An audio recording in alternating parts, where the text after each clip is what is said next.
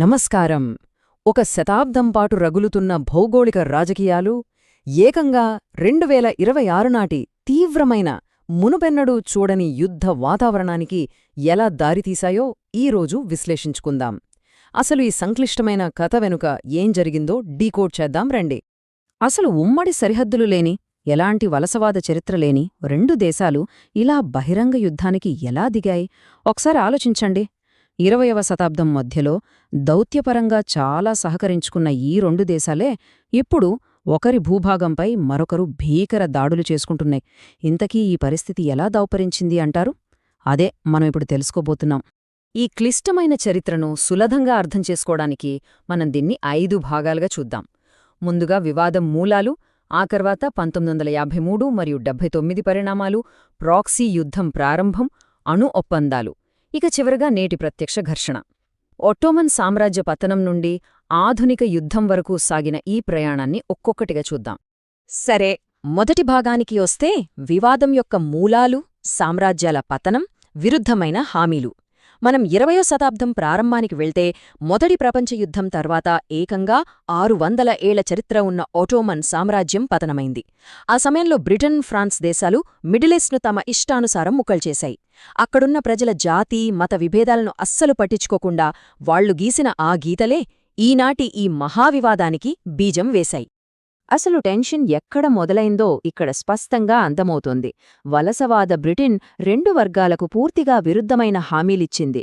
ఒకవైపు ఒట్టోమన్లపై తిరుగుబాటు చేస్తే అరబులకు స్వాతంత్ర్యమిస్తామని చెబుతూనే, మరోవైపు 1917 బాల్ఫోర్ డిక్లరేషన్ ద్వారా యూదులకు అదే ప్రాంతంలో మాతృభూమి ఏర్పాటుకు మద్దతిచ్చింది. ఒకే భూమి, ఇద్దరికీ వాగ్దానం. ఇక సమస్యలు రాకుండా ఎలా ఉంటాయి? ఆ తర్వాత రెండవ ప్రపంచ యుద్ధంలో జరిగిన హోలోకాస్ట్ తీవ్రతకు చెల్లించిన ఐక్యరాజ్యసమితి జోక్యంతో 1948లో ఇజ్రాయెల్ దేశం ఆవిర్భవించింది. ఆ వెంటనే చుట్టుపక్కల ఉన్న 5 అరబ్ దేశాలు ఇజ్రాయెల్పై దండెత్తాయి. ఇక్కడే రెండు వేర్వేరు వాస్తవాలు రూపుదిద్దుకున్నాయి.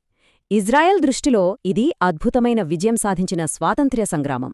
కాని పాలస్తీనియన్ల దృష్టిలో ఇది నక్బా, అంటే ఒక పెను విపత్తు. ఎందుకంటే సుమారు 7 లక్షల మంది తమ ఇళ్లను వదిలే శరణార్థులుగా మారాల్సొచ్చింది. ఈ రెండు విభిన్న కోణాలే నేటికీ ఆ ప్రాంతంలో మండుతూనే ఉన్నాయి.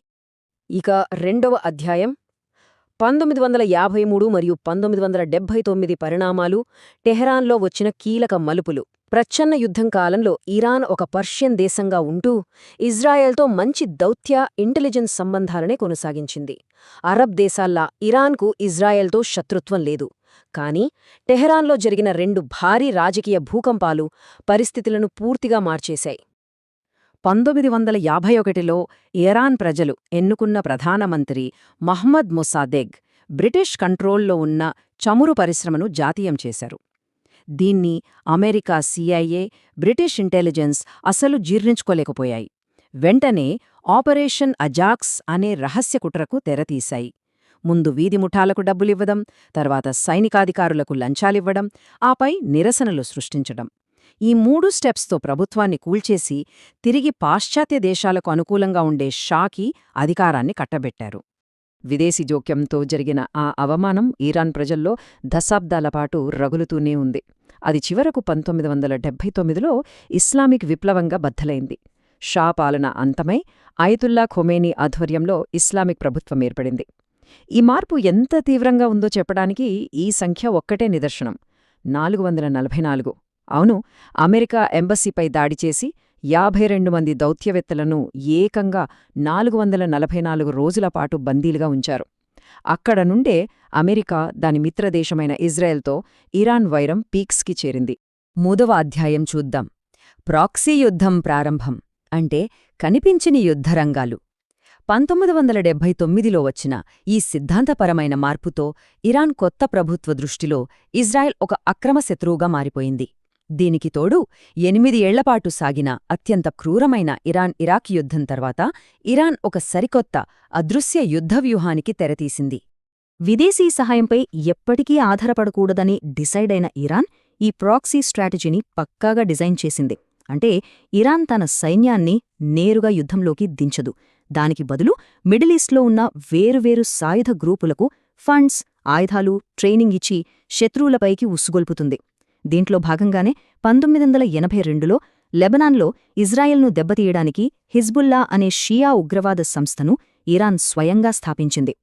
ఇక 4వ అధ్యాయం అణు ఒప్పందాలు, విధ్వంసం మరియు రహస్య దాడుల తీవ్రత.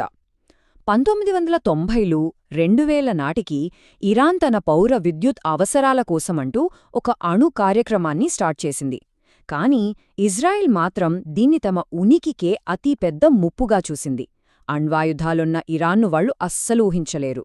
ఈ భయమే ఇరు దేశాల మధ్య తీవ్రమైన రహస్య దాడులకు ఆజ్యం పోసింది. ఒక్కసారిక్కడ దౌత్యపరమైన పరిష్కారం ఎంత తాత్కాలికమో గమనించండి. 2015లో ఒక అణు ఒప్పందం జరిగింది. దాని ప్రకారం ఆంక్షల సడలింపు కోసం ఇరాన్ తన అణు కార్యక్రమాన్ని పరిమితం చేసింది. అంత బాగానే ఉంది అనుకుంటున్న టైంలో ఇజ్రాయెల్ ఇంటెలిజెన్స్ రిపోర్ట్ల ఎఫెక్టుతో 2018లో ట్రంప్ నాయకత్వంలోని అమెరికా ఈ ఒప్పందం నుంచి బయటకొచ్చేసింది. దీనివల్ల ఆంక్షల ఉపశమనం రద్దయింది. ఇక ఇరాన్ కూడా వెనక్కి తగ్గకుండా తన అణు కార్యక్రమాన్ని డబుల్ స్పీడ్తో పెంచేసింది.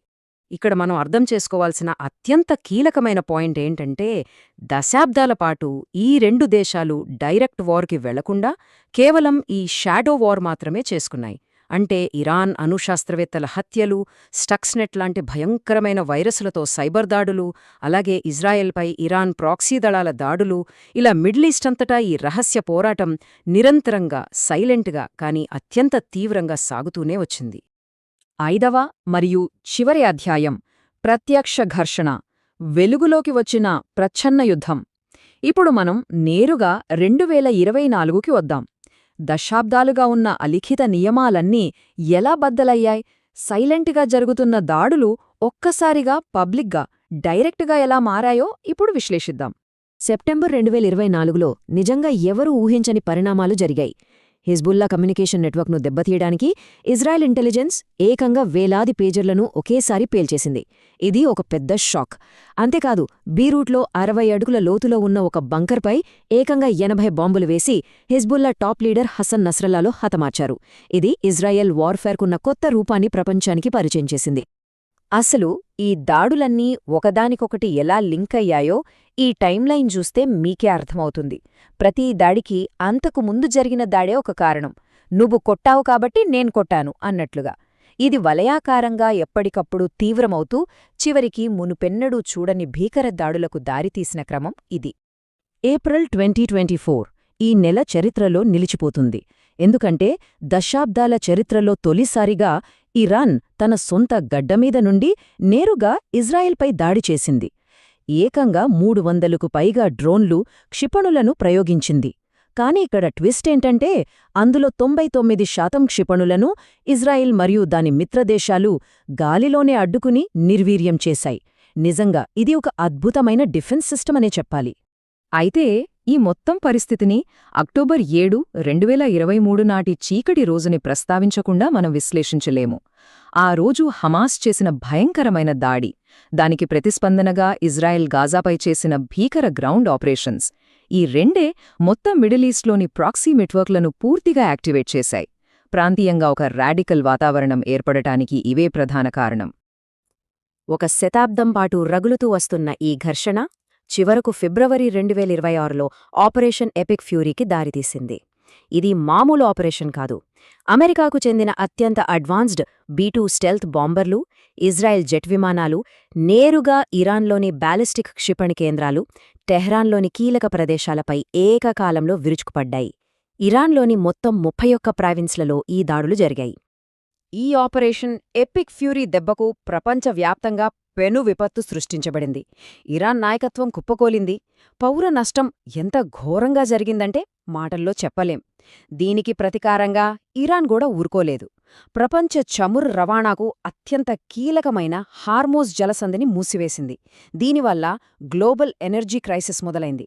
అలాగే మిడిల్ ఈస్ట్ అంతటా కూడా తక్షణ ప్రతీకార దాడులు తీవ్రమయ్యాయి.